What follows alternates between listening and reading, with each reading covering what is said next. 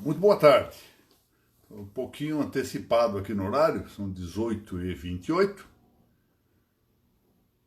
para que tenhamos aqui um tempo de agregação daqueles que me honram muitíssimo em comparecer a estas nossas reuniões aqui, que estão muito espaçadas, né? Nós quase esquecemos de nos ver ao largo deste mês todo que entre uma aula e outra. Mas eu queria aqui manifestar a grande honra que tenho em poder ministrar esta aula, esta pequena aula, para a ARPEN Goiás, presidida pelo Dr. Bruno Quintiliano Silva Vieira, a quem apresento meus melhores cumprimentos. A ARPEN de que participa a minha querida amiga Evelyn, num estado, qual de Goiás, em que tenho bons amigos. Eu queria aqui destacar e cumprimentar o Rodrigo Oliveira e a Carolina Alice Neri, em cujos nomes eu deposito aqui a integralidade das minhas saudações aos registradores e notários de Goiás e a todos aqueles que se dedicam a estudar essas duas nossas matérias, essas duas nossas especialidades, o direito registral e o direito notarial. Foi muito bem. Vamos esperar aqui, deixa eu ver, 18h28 ainda. Eu me precipitei muito ingressando, né? Mas vamos tratando então de algumas outras coisas, enquanto os amigos todos vão honrando-me com esta presença que para mim, volto a dizer, muito agradável. Eu queria dizer o seguinte: nós tivemos um período, nos últimos 15 anos mais ou menos, em que as questões próprias do notariado e dos registros públicos foram sendo, de algum modo, desprezadas. Estou vendo aqui que a Evelyn ingressou agora. Renovo minhas saudações, Evelyn. Um grande abraço.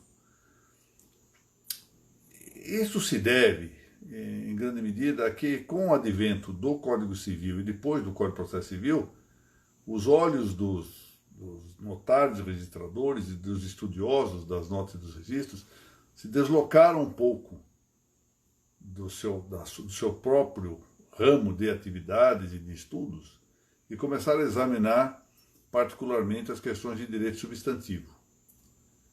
E agora, pouco e pouco, as coisas vão entrando nos devidos eixos. Eu tenho notado que mais e mais o público tem se interessado por questões das notas e dos registros, e eu devo, dentro em alguns dias, até mesmo participar de um evento no qual pretendo até mesmo lançar uma ideia para o melhor desenvolvimento, melhor atração de matéria para o campo do extrajudicial.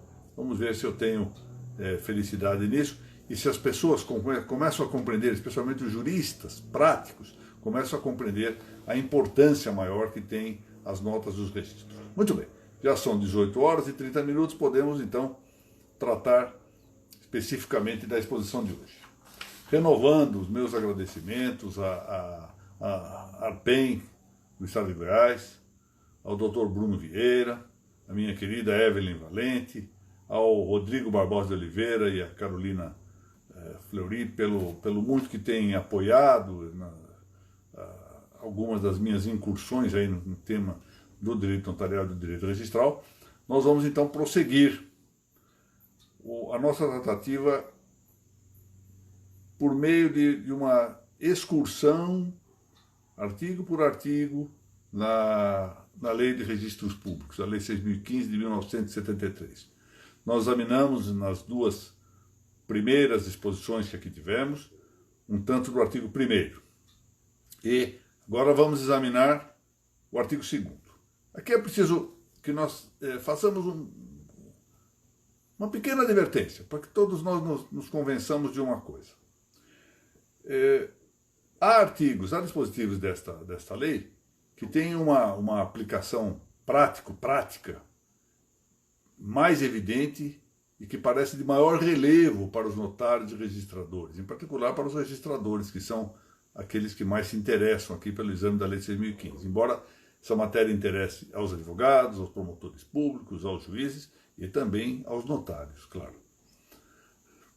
E há outros dispositivos que parecem ter menos aplicação prática, parecem ter menos relevância no dia a dia, mas isso não nos deve enganar. Eu queria chamar a atenção para o fato de que esse dispositivo sempre tem uma importância a destacar.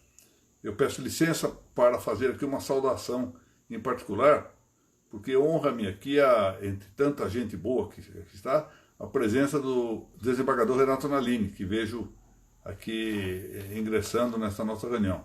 Como todos sabem, dispensa apresentação, o desembargador que hoje é reitor da Uniregistral, aqui em São Paulo, foi presidente do meu Tribunal de Justiça, foi corregedor-geral aqui da Justiça do Estado de São Paulo, secretário da Educação, ou seja, o autor de inúmeras obras, um valor extraordinário do ponto de vista intelectual, como todos sabem. Muito bem. Então nós precisamos muitas vezes nos deter a avançar em aspectos teóricos. Se nós nos dedicarmos a ler simplesmente textos da lei e nos conformarmos com uma apreciação demasiadamente textual, literal, etc., nós deixamos de recolher aquilo que há de melhor nessas indicações normativas. Queria lembrar aqui uma coisa interessante, escrita há muitos anos por um autor que se pode dizer insuspeito, no sentido de que era um positivista. Eu me refiro ao grande estudioso do direito romano, grande jurista, tem trabalhos interessantes também na filosofia do direito, o autor alemão Rudolf Jhering. Jhering, volto a dizer, insuspeito nisso, dizia, olha, as leis são apenas uma porção saliente, uma porção de relevo, vistosa, da ordem jurídica. Mas é uma porção a que só se contentam aqueles que têm uma apreciação tosca do direito.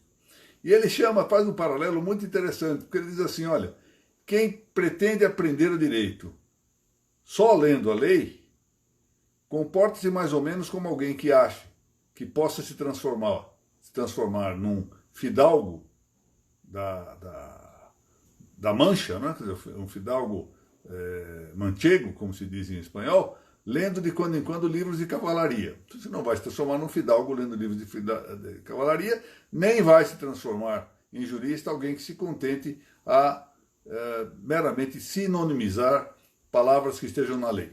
É preciso, efetivamente, que nós nos dediquemos um tanto mais doutrinariamente a estudar, a avançar a lei, fazer não só uma análise dogmática, sistêmica, mas valendo-nos do conjunto da realidade pretérita, portanto, da história, da realidade presente, e até de vez em quando aventurar, prognosticar algumas realidades futuras. É assim que nós, sempre entendi assim, devemos nos dedicar a fazer ciência, em vez de fazer algo que é um mero saber dogmático, que por ser um saber particular, não é científico.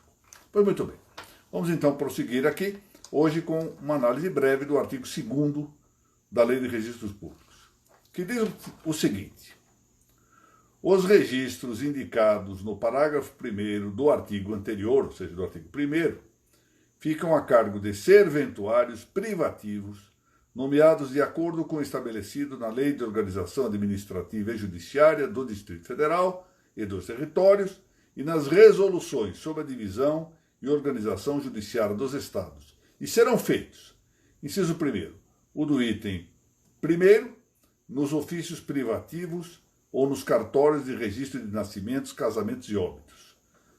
Segundo, os dos itens 2º e 3º, nos ofícios privativos ou nos cartórios de registro de títulos e documentos. Terceiro, os do item 4º, nos ofícios privativos ou nos cartórios de registros de imóveis. Muito bem. Vamos então, rapidamente, o doutor Nalini está dizendo que travou para todo mundo? Vamos ver aqui.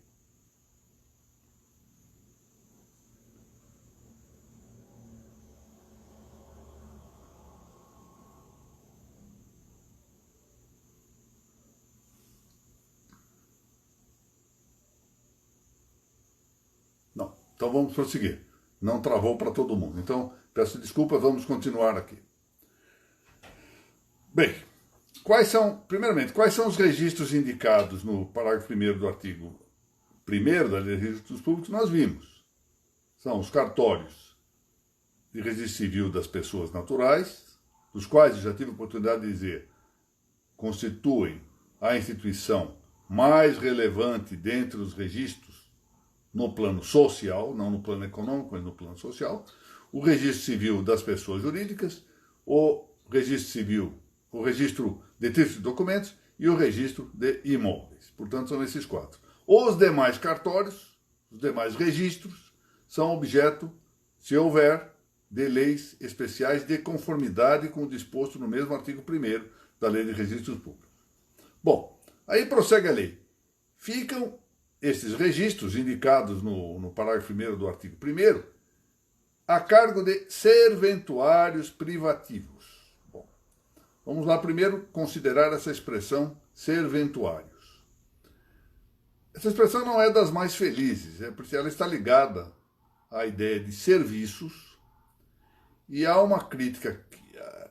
Bastaria lembrar aqui que essa crítica foi feita por Celso Antônio Bandeira de Melo, insuspeito de não ter uma tendência administrativista, um grande administrativista, por sinal, foi meu professor, excelente professor, mas tem essa inclinação administrativista. Portanto, de maneira insuspeita, ele critica a expressão serviços, como eu já critiquei na nossa exposição anterior, que serviço nos leva à ideia de arte servil. A arte servil é a arte do servente, daquele que está submetido a ordens.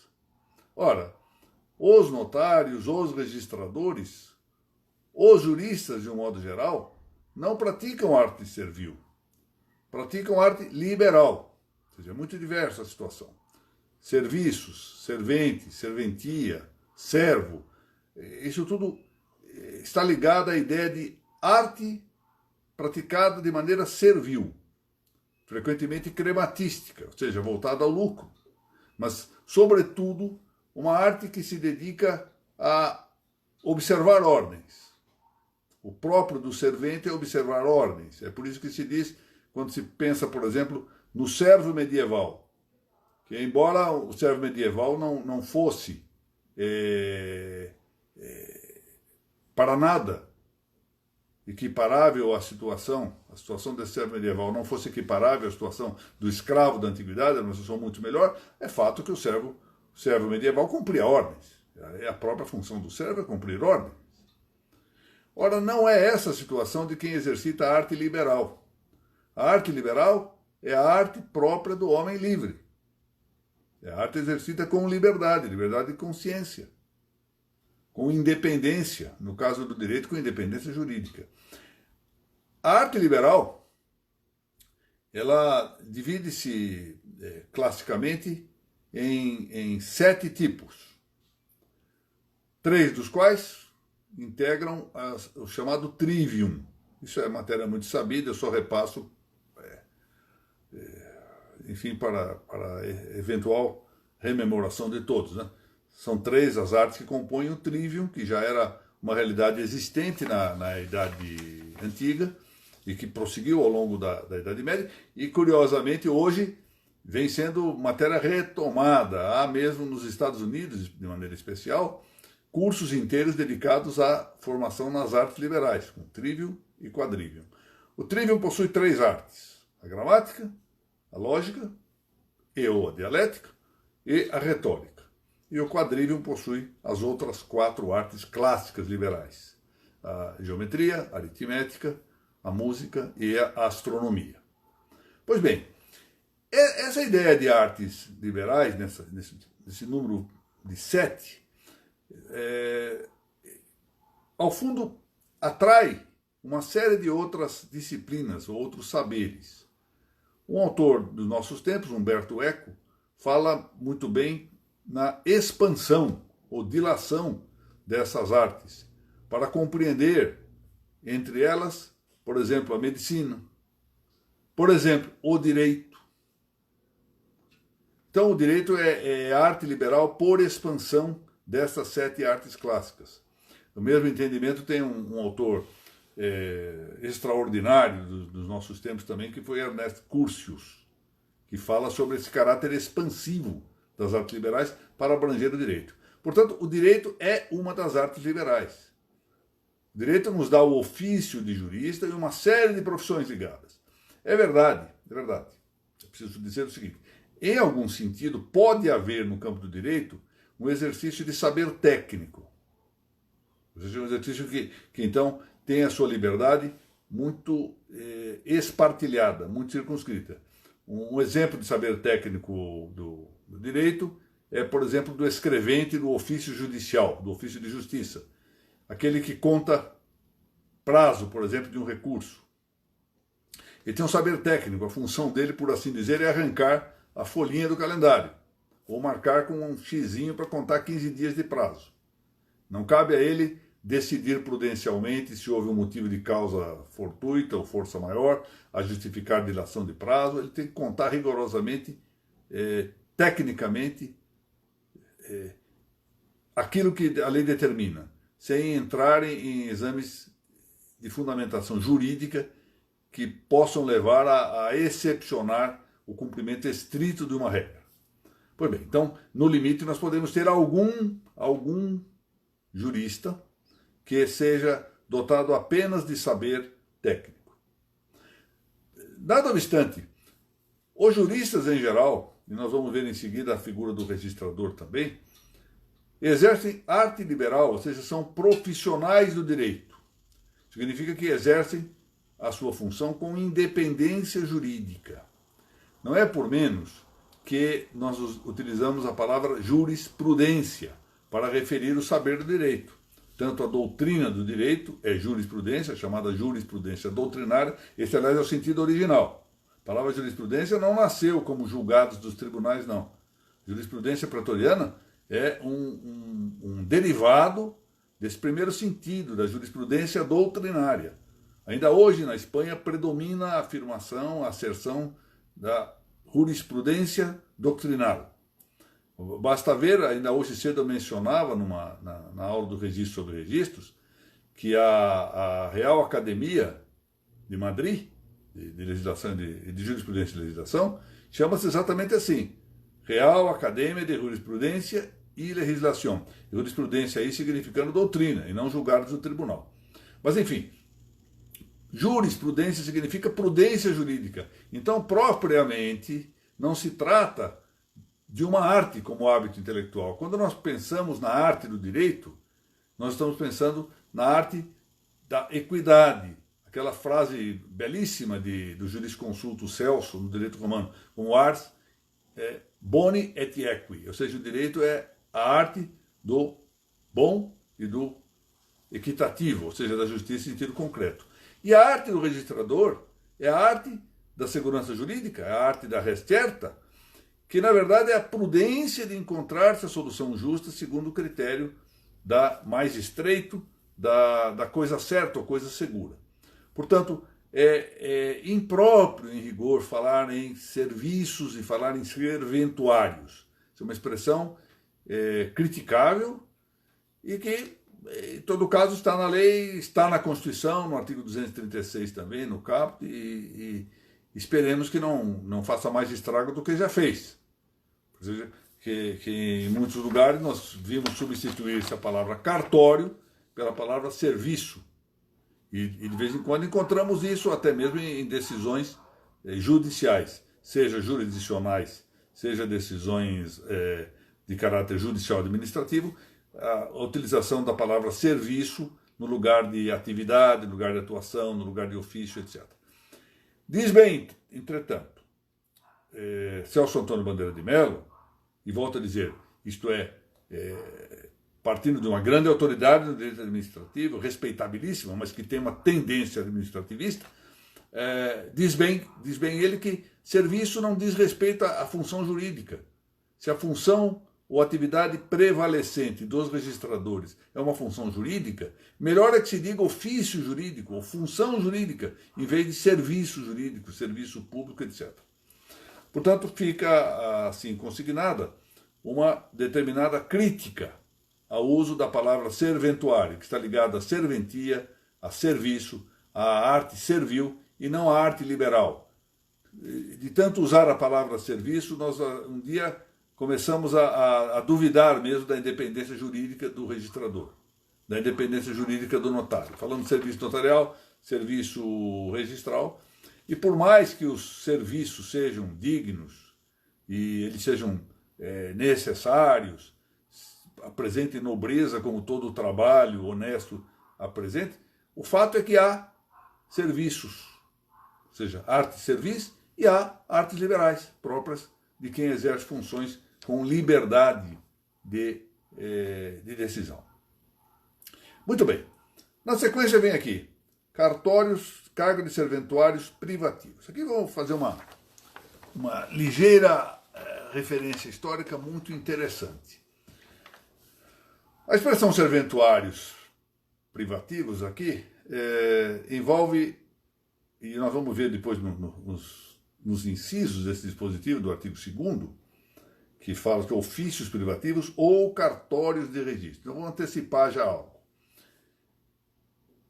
Ofícios e cartórios são expressões que, em rigor, a doutrina usa de um modo ou de outro. Nós vamos ver, por exemplo, o professor Alfredo Buzaide dividindo os ofícios de justiça em cartórios oficializados e cartórios não oficializados, dizendo que os oficializados, a receita é toda ela dirigida ao Estado e o pagamento dos servidores é feito pelo Estado. E os cartórios não oficializados são aqueles cuja remuneração, cuja receita ou rendimento é do serventuário. A gente paga pelos usuários.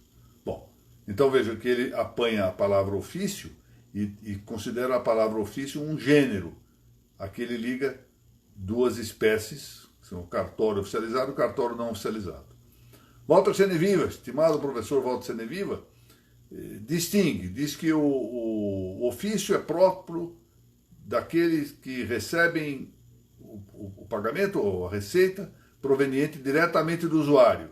E o cartório é aquele que recebe em virtude de remuneração do erário, ou seja, que provém do Estado. Um autor importante dirá também aqui, com o apoio do grande juiz José Horácio Sintra Pereira, eu me refiro ao livro do muito bom livro do Antônio Macedo, dirá que o ofício se realiza fisicamente num lugar que se chama cartório. Ou seja, há uma variação muito grande. Quando aqui a lei fala em serventuário, ela abrange tanto aquele que exerce funções privativas, como está dito aqui em cima, serventuários privativos, quanto aqueles que exercem funções mistas. Isso quer dizer que exerce também a função do ofício judicial, do ofício de justiça. Mas, em todo caso, eu quero chamar a atenção aqui para a circunstância do que significa a ideia que está presente nesse sintagma, nessa expressão composta ou complexa, serventuário privativo. Ou seja, é mais no sentido de excluir que outros possam exercer essas funções. Isso é relevante nos dias atuais, porque nós estamos vendo, para bem ou para mal, isso eu estou aqui indicando um fato, um fenômeno, sem neste momento, indicar um juízo de valor. Mas nós estamos vendo a migração de funções do registro, dos registros, e também funções das notas, para entidades particulares ou entidades públicas, organismos públicos. Há indicações de que alguns dos registros que poderiam ser feitos, por exemplo, pelos títulos e documentos estão indo para bancos. Recentemente foi criada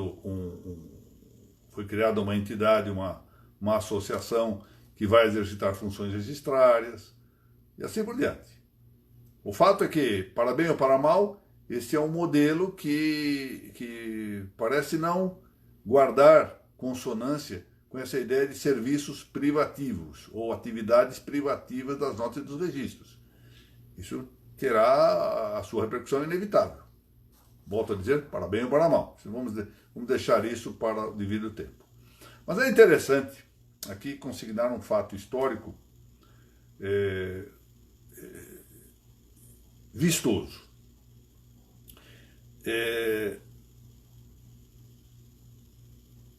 Quando se fala em serviços exclusivos, e nós vamos ver que depois serviços vão ser objeto do estabelecimento da lei de organização judiciária, de resoluções sobre divisão e organização judiciária, etc., direito organizatório do judiciário, nós já antecipamos que esses serviços privativos têm uma exclusividade quanto à matéria, ou seja, um registrador civil das pessoas naturais exerce funções dessa matéria, a sua competência em razão da matéria, um registrador de imóveis exerce as suas funções de acordo com a competência em razão da matéria, há cartórios que têm competência mista, não é? Os cartórios que eu vi aqui já ingressando uma tabeliã, que num dos estados aqui da federação tem competência tanto em registro civil quanto em notas, ou seja, há cartórios que têm competência mista. Em São Paulo admite-se, por exemplo, cartórios de registro civil com funções anexas de notas. Mas há uma outra repartição desse caráter privativo, ou uma outra divisão desse caráter privativo. É o que diz respeito à limitação geográfica, a circunscrição geográfica. Hoje pensa-se que essa competência territorial ela responde especialmente à necessidade de limitar a expedição da fé pública, porque não fora de circunscrever a competência para a prática dos atos registrais, tanto quanto os notariais, nós teríamos um extravasamento da fé pública, ou seja, a fé pública seria excessiva. E a fé pública é tamanhamente importante, ou seja, a potestade da fé pública tem tamanha relevância que ela não pode ficar ilimitada. Mas vamos ver um pouquinho, e a pergunta é essa: como se originou essa divisão? Quando é que, segundo consta, houve a primeira divisão da circunscrição de competência do extrajudicial? Eis aí. Algo que pela primeira vez também eu vou tratar desse assunto. Nunca falei isso em público. Parece que, segundo as informações que eu pude recolher em alguns estudos, que isso se deve a um ato praticado ao tempo do Império Romano pelo segundo Papa, Papa São Clemente I. Olha, esse Papa São Clemente, ele, curiosamente, o dia de comemoração deste Papa Clemente é o dia do meu aniversário. Então, fica interessante esta circunstância para mim. O que aconteceu? Criou-se em Roma, por necessidade durante as perseguições que os romanos fizeram aos primeiros cristãos, a necessidade de elaborar uma espécie de tomada de dados e registro, um misto de notário e registrador, para recolher testemunhos dos martírios, verificar a história dos martírios e, ao mesmo tempo, conservá-los, registrá-los. E, para isso, o Papa Clemente nomeou diáconos com funções de notários. São os primeiros notários eclesiásticos. A primeira história do notário eclesiástico surge exatamente deste fato. Acontece que em Roma houve um período em que, ao mesmo tempo, se produziam dezenas de situações de martírio, sobretudo as lutas de gladiadores, em vários locais. Então, o que faz o Papa? Divide Roma em 7 regiões. Eu tenho aqui a suspeita, preciso averiguar isso melhor, que o fato de ter dividido em 7 regiões não corresponde exatamente a 2 circunstâncias. As 7 tradicionais colinas romanas, embora haja outras 3, não é? Que podem ser acrescentadas a essas 7 tradicionais, as chamadas 7 colinas romanas, mas também não está ligada à circunstância de que no livro do Apocalipse há uma referência aos 7 montes. Então é possível que haja uma relação entre esses fatos.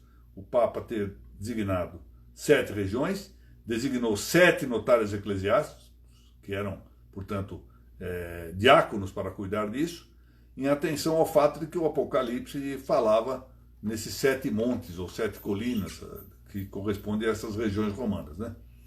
É possível. Em todo caso, o que nos interessa aqui no plano do direito registral é que pela primeira vez se tem notícia de uma divisão territorial das competências próprias do extrajudiciário.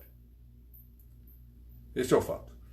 E a partir daí, e aqui vem a primeira... Vejam como o ser humano possui as suas inclinações nem sempre favoráveis, desde sempre, não é? Pois não é que esses notários eclesiásticos, ao largo do tempo, começaram a extravasar as suas funções e começaram a usurpar funções dos notários civis? Foi preciso que... E isso ao longo de muito tempo, porque as proibições foram se seguindo ano após ano. Eu consegui recuperar até mesmo uma proibição já no século XVI, feita pelo Papa São Pio V, de que os ordenados in sacris, ou seja, os sacerdotes e diáconos, que tivessem o poder de ser notário eclesiástico, que não cuidasse dos assuntos civis, que só cuidasse dos assuntos espirituais. Veja, nós estamos falando aí um espaço de 12, 13 séculos, em que notários eclesiásticos, que deveriam exercitar funções exclusivamente no plano espiritual, passaram a exercer também, a fazer as vezes do notário civil, que estava sendo ainda constituído. Ou seja, vamos ver que em outra oportunidade podemos referir isso, mas vejam que quando vai se aproximando aí a passagem da Idade Antiga para a Idade Média, aqueles que querem ser juristas, incluídos os escribas, que são os antecedentes próximos dos notários e dos registradores, vão estudar em mosteiros, nas escolas monacais. Então, muitas vezes, sendo professores deles exatamente esses notários eclesiásticos, que, portanto, vendo a atividade e essa tendência humana, né, como Virgílio diz numa passagem da Eneida, exatamente isso, a fome do ouro pesou muitíssimo.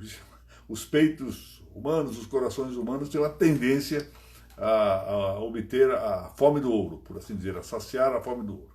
Mas não importa, aí nós temos um caso primeiro caso de divisão das circunscrições territoriais. Mas muito bem, então vamos aqui.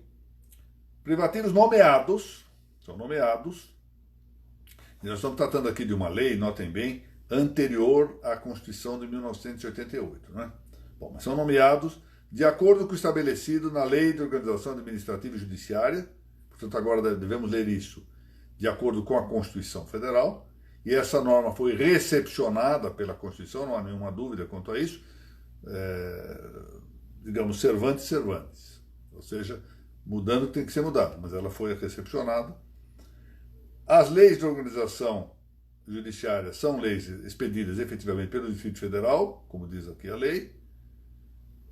Os territórios já não existem mais, depois da edição da Constituição de 88. Os territórios passaram a integrar-se ou em estados ou a União, portanto essa referência tem que se entender inócua nesse momento. E nas resoluções sobre a divisão e organização judiciária dos estados, ou seja, nas constituições anteriores, a de 88, imediatamente anteriores, a de 67 e a de 69, o que nós temos é a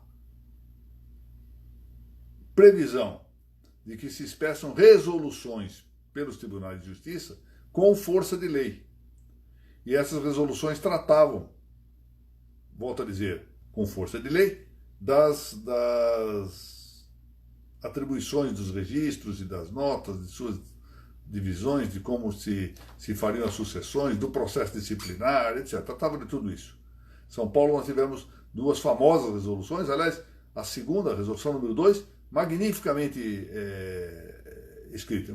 Um texto normativo de grande valor, muito realista, e que, portanto, durante muito tempo pôde aplicar-se adequadamente à situação paulista. Eu me lembro que, em parte desse tempo, estive na ótima companhia do Dr. Renato Nalini, tanto na primeira vara de registro de São Paulo, quanto na Corregedoria Geral de Justiça. Aplicamos essa resolução muitas vezes com resultados muito bons. Era uma normativa muito realista, ou seja, que recolhia efetivamente a realidade das coisas e não uma norma de gabinete.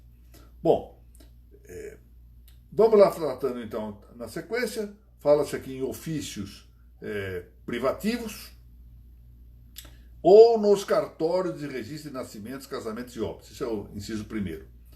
Notem aqui, o de que se trata é de admitir, como em muitos estados se admitiu, e penso eu que se pode dizer isto praticamente para todo o Brasil, que houvesse, além dos ofícios privativos, ou seja, de ofícios que só faziam as funções extrajudiciais, cartórios ou ofícios que tinham também, além das funções de ofícios de justiça, as de registrar, por exemplo, nascimentos, casamentos e óbitos, inciso primeiro, ou títulos de documentos, inciso segundo, ou registro de imóveis, inciso terceiro.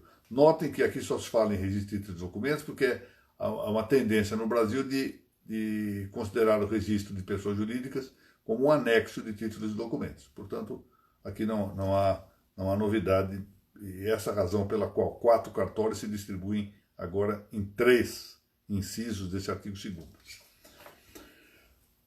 Esse sistema funcionou durante muito tempo. Eu cheguei, quando ingressei há 40 anos já, 41 anos, vai para 42 anos que ingressei na magistratura, a trabalhar em um sistema destes, em que o cartório de registro de imóveis respondia pelo cartório do júri e da corregedoria permanente, menores júri e corregedoria permanente, portanto um ofício judicial, e cada tabelionato de notas respondia por um dos ofícios judiciais. Quando fui titular em Sertãozinho, era assim que a coisa oficiava. Quando fui juiz substituto em Jundiaí, também era assim. Os tabeliães de notas cuidavam dos ofícios judiciais, cada tabelião respondia por um deles, e o registro de imóveis cuidava do júri e dos menores e também da corregedoria permanente. Eu conheço a respeito a opinião abalizada nesse sentido do Dr. Renato Nalini e concordo com o que ele já manifestou em público várias vezes, que esse sistema, aqui no estado de São Paulo pelo menos, era muito superior ao atual. É bem verdade que a deficiência que hoje se vê, em grande medida, o trabalho quase heróico dos servidores do ofício judicial, em que há muita gente boa, preciso que se diga, muita gente esforçada. Eu vi coisas assim perdoe-me a indicação, coisas de cortar o coração. Por exemplo, servidores tão dedicados que num período em que o tribunal se negava a fornecer carimbos, comprava os carimbos do próprio bolso, usando os parcos vencimentos para suprir as necessidades públicas. Isso não ocorria, evidentemente, no tempo em que os cartórios extrajudiciais prestavam também a sua colaboração para o ofício de justiça, para os ofícios judiciais. E, na verdade, a origem é um ponto interessante aqui a referir também. Por que é que os senhores, por exemplo, que forem estudar a história sobretudo das notas. E por que das notas? Porque as notas, o notariado latino é o antecessor, no caso, sobretudo aqui no caso da América Hispânica e da hispanidade em geral, portanto, incluindo as Espanhas e Portugal, os registros são descendentes das notas do notariado latino, das notas do tipo latino. Então, se nós formos à origem do notariado, vamos procurar a história, nós vamos verificar o seguinte: os autores às vezes divergem. Alguns postergam demasiadamente a data, mandam lá para frente, já na Baixa Idade Média, porque não querem aceitar que os notários que não eram notários contratuais. Os notários contratuais eram aqueles que cuidavam exatamente os escribas que cuidavam dos contratos, estivessem misturados com os notários eclesiásticos e os notários administrativos e os notários judiciais. Mas vejam que até bem avançada a Idade Média Baixa, portanto já no período final da Idade Média,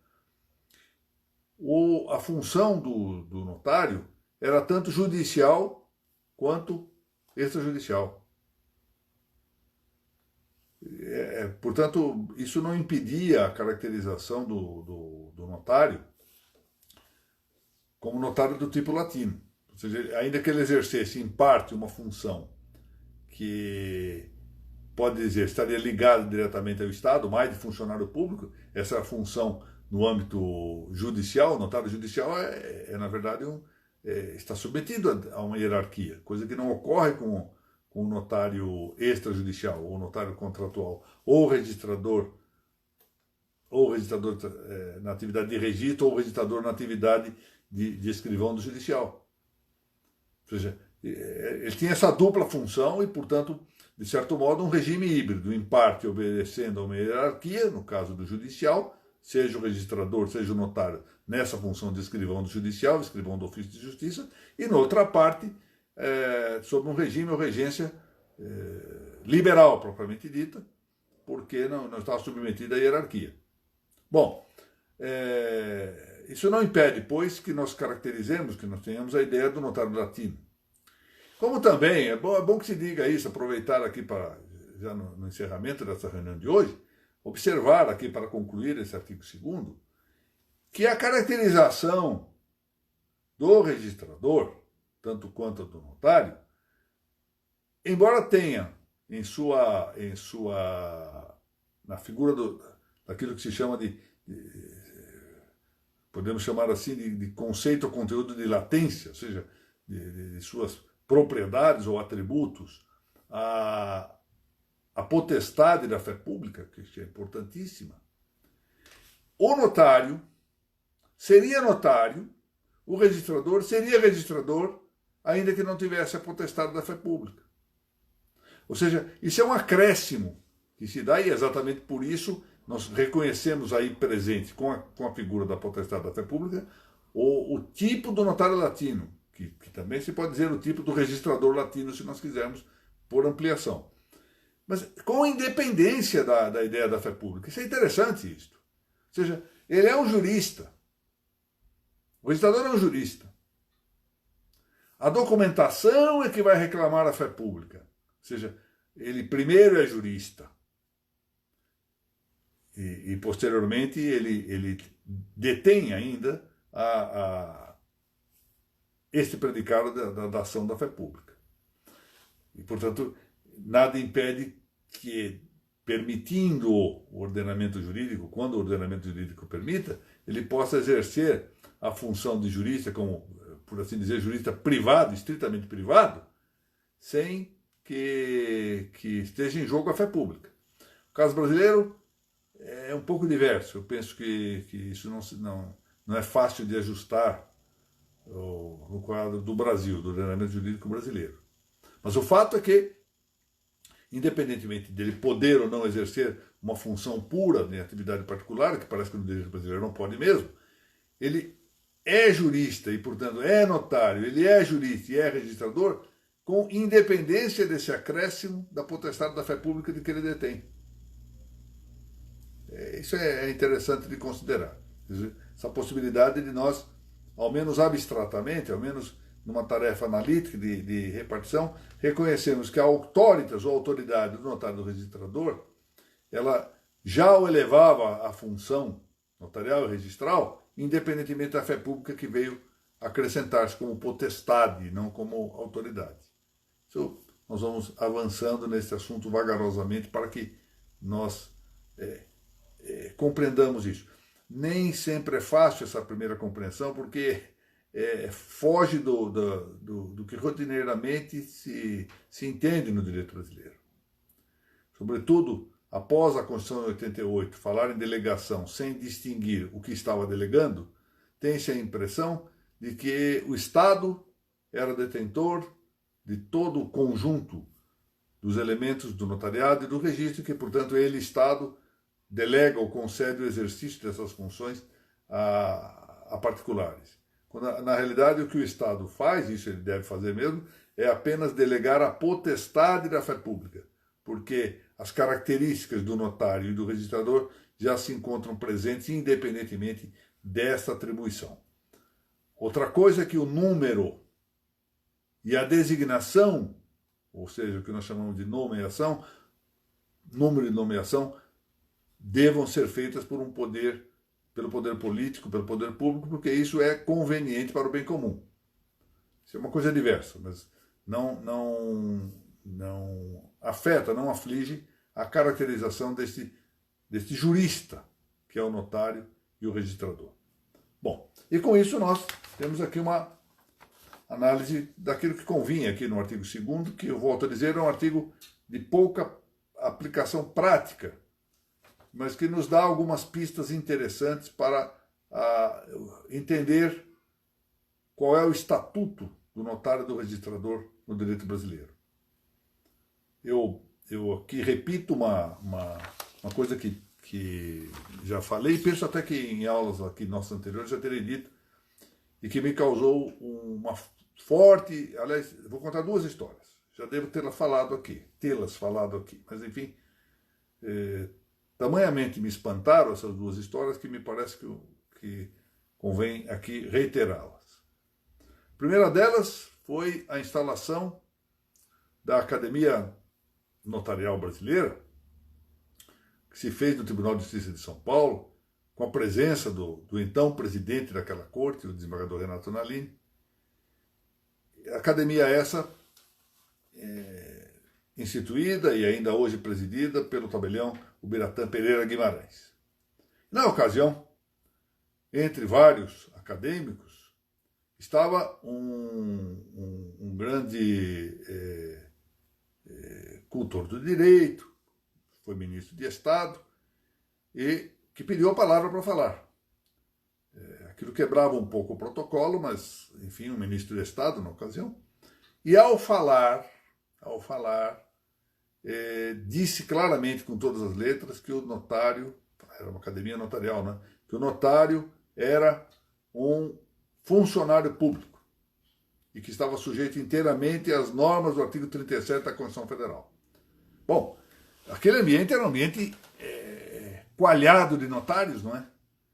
E interessante que este ministro, que havia sido meu aluno, olhou para mim dizendo assim, olha, não adianta nada o senhor ter feito o discurso que fez, louvando a independência jurídica dos notários, porque eu estou dizendo que eles são funcionários públicos e eles estão aceitando isso. E de fato aceitaram e bateram palmas, porque ele disse que eram funcionários públicos de grande importância. Bom, essa palavra grande importância levou a que eles ficassem na hora todos muito satisfeitos, começaram a aplaudir delirantemente, como assim dizer, olha, vocês estão aplaudindo a corda com que vão se enforcar. Pois é, àquela altura, eu queria lembrar, discutia-se exatamente o teto da remuneração dos notários e registradores. E nem assim foi possível romper com a chamada linguagem do politicamente correto, do politicamente estabelecido. Porque nós temos que ir devagar para compreender de perto aquilo que constitui a verdadeira tradição das notas e dos registros. Mas vamos um pouco além. Numa outra ocasião, agora mais recente, estava também o Dr. Renato Nalini, meu estimadíssimo amigo. Aliás, nesse dia proferiu uma belíssima conferência sobre a Quarta Revolução Industrial. Estava lá também o meu querido amigo desembargador Fábio Dalla Vecchia, do Tribunal de Justiça do Paraná. Nós estávamos num congresso de notas e registros realizado na cidade de Bento Gonçalves, no dia exatamente que o Brasil foi desclassificado, aquele jogo lá contra a Bélgica. E antes da minha palestra, proferiu ali uma comunicação muito interessante, um técnico, dominava muitíssimo bem todo o problema informático. Eu confesso até que, de vez em quando, eu sou tentado pela inveja de ver essa gente dominar tamanhamente bem os recursos tecnológicos, etc. E ele então começa a dizer que os notários podem ficar sossegados, porque agora existe um sistema de conservação do documento melhor do que o sistema adotado pelos notários.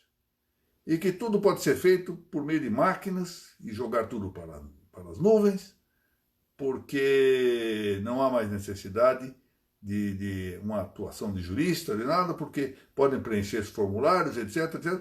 Até que a página tantas ele se lembrou de que estava falando para um público de notários registradores e virou e disse assim, bom, claro, não quero dizer que o notário não possa também colocar a sua assinatura num desses documentos. Sim, poderia ser um elemento adicional, dará talvez um pouco mais de segurança. O que estava ocorrendo? Ele estava convertendo o notário, convertendo o registrador em simples documentadores. Gente que espere documento. Ora, a função do documentador, a função amanuense, é de arte servil, no fundo. É meramente arte servil. Se nós negarmos a característica de ser jurista do notário, se nós negarmos a característica de ser jurista do registrador, ele é simplesmente um carimbador, um preenchedor de formulário. É um técnico que deixa de ser um jurista. É isto que eu... Isso é uma tarefa de toda uma vida, sabe? De tentar mostrar aos registradores, tentar mostrar aos notários que eles têm uma bandeira tradicional a carregar, que eles são juristas, Quando eu penso, por exemplo, que para presidir a Real Academia de Jurisprudência e Legislação de Madrid, ser presidente de um organismo de que faz parte, como cargo nato, o próprio rei da Espanha, que para presidir algo de que fizeram parte grandes ministros do Tribunal Supremo da Espanha, entre eles Castan Tobéns. Foi eleito um notário, Juan Valete Goitisolo, que foi também presidente da União Internacional do Notariado Latino. Eu digo assim, mas por que nós brasileiros, tendemos a diminuir as funções do notário e do registrador? Será que os próprios notários e registradores não têm um pouquinho de culpa nesta humildade excessiva, quando devem, na verdade, levantar alto a bandeira desta grande função que tem? Será que eles se dão conta da importância de ser jurista, da importância de ter este ministério, como disse Fernando Cassado, o Ministério da Verdade, de ser, na expressão do Monastério Galli, alguém que exerce a magistratura da paz jurídica, a magistratura da mediação, da conciliação? Será que se dão conta? Até que ponto? Então, nós, juízes, havemos de nos dar conta daquilo que talvez os próprios notários e registradores venham abdicando de considerar? Então, é preciso pensar, preciso defender esses atributos notáveis que possuem os registradores e os notários. É preciso que eles tenham consciência disso. Ali que vejam a importância desta connaturalidade da conciliação e da mediação. Não era preciso lei nenhuma, não era preciso provimento nenhum para reconhecer esses atributos que são connaturais aos notários e de algum modo estendidos aos registradores, com a conciliação e a mediação. Mas não. Ficam esperando lei. E isto vai fazendo com que, aos pouco e pouco, outras pessoas, outras entidades comecem a empossar-se dessas atividades notariais e registrais. É preciso, portanto, no meu modo de ver, que se reconheçam novamente esses atributos, esses predicados, para que nós possamos cada vez mais contribuir para o engrandecimento das instituições. Engrandecer as instituições é uma função, uma tarefa de toda uma vida. E para isso são chamados os bons notários e os bons registradores. E a isso devemos todos nós juristas colaborar. Eu, como eu disse, queria desde o início e ainda quero ver se nós conseguimos encurtar um tanto a periodicidade dessas nossas aulas. Eu acho que uma aula por mês é realmente pouco, mas não pode ser demasiado, em vista do extremo volume de serviço de que eu estou tomando. Mas vamos ver se isso se faz. E eu não posso deixar de, mais uma vez, ao encerrar aqui essas minhas incursões, dizer-lhes a imensa honra que tenho em ser recepcionado por esta página da Arpen de Goiás. Não me passa despercebido uma coisa que confesso dói um pouco o meu coração, mas assim é. Eu me vejo recepcionado em Goiás, recepcionado no Paraná, recepcionado em Pernambuco, recepcionado na Bahia, recepcionado no Maranhão, recepcionado no Pará, e fico esperando a minha terra. Dizer que eu nasci nessa cidade aqui de São Paulo. Mas que novidade há em que os profetas não sejam profetas na sua própria casa? Meu caríssimo Antônio Marçom, querido amigo Marçom, olha só, muito obrigado, a generosidade sua, essa consideração, mas muito gosto de vê-lo aqui. Muito bem, eu agradeço ao presidente da... É isso mesmo, doutor Passos, Nemo Profeta in Pátria, é certo isto. Agradeço ao doutor Bruno Quintiliano, digno presidente da Arpen de Goiás, a Evelyn Valente, que agora se prepara para colaborar em outro livrinho que vamos preparar, não é, Evelyn? É honra minha. Igualmente ao Rodrigo, igualmente a Carolina Alice, que também vai colaborar no próximo livro. Pela atenção e por me permitir, volto a dizer, ficar aqui quebrando um pouco as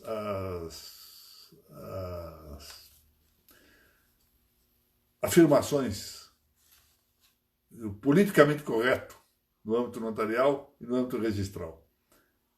Vamos trabalhar para robustecer essas nossas instituições.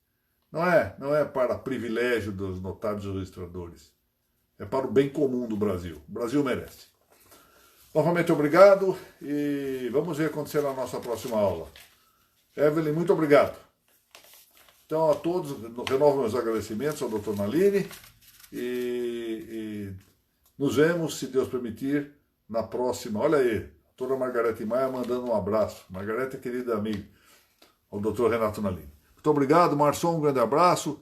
Dr. Josué, também um grande abraço, pessoal, e a todos aqui, os que compareceram a essa nossa aula. Agora eu quero ver aqui como é que eu faço para... está aqui, encerrar. Como eu disse, é uma parvidade absoluta em matéria informática, entre outras parvidades.